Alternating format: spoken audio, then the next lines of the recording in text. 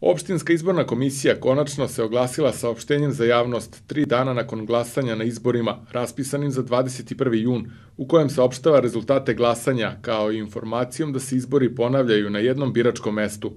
Opštinska izborna komisija saopštila je da na izborima za odbornike lokalnog parlamenta održanim 21. juna 2020. godine na teritoriji opštine Svrljig glasalo je ukupno 6.830 birača, odnosno 62,4% birača upisanih u birački spisak.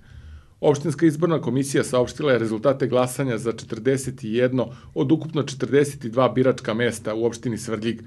Prema opštinskoj komisiji rezultati glasanja su sledeći. Lista pod rednim brojem 1 na glasačkom listiću Aleksandar Vučić za našu decu dobila je 4.197 glasova. Lista pod rednim brojem 2 Pokret Metla 2020 osvojila je 185 glasova. Redni broj 3 Socijalistička partija Srbije SPS Ivica Dačić dobila je 585 glasova. Lista pod rednim brojem 4 Dragan Marković Palma Jedinstvena Srbija dobila je 203 glasa. Lista pod rednim brojem 5 dr. Vojislav Šešelj Srpska radikalna stranka osvojila je 117 glasova. Lista pod rednim brojem 6 Grupa građana Pokret za spas Svrljiga ima 1290 glasova i pod rednim brojem 7 lista Grupe građana Srpska desnica za domaćinski Svrljig ima 36 glasova.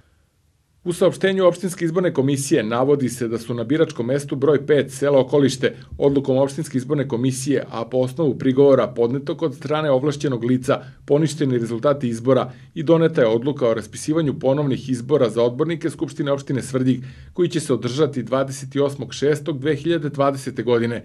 Rezultati izbora biće objavljeni po završetku ponovljenih izbora, navodi se u saopštenju opštinske izborne komisije. Opštinska izborna komisija takođe navodi da postupa u skladu sa zakonom o lokalnim izborima i ograđuje se od neistinitih informacija. Međutim, OIK ne navodi koje su to neistinite informacije i od koga one potiču, tako da na građanima ostaje da sami donose procene i odluče koje su to informacije istinite, a koje ne.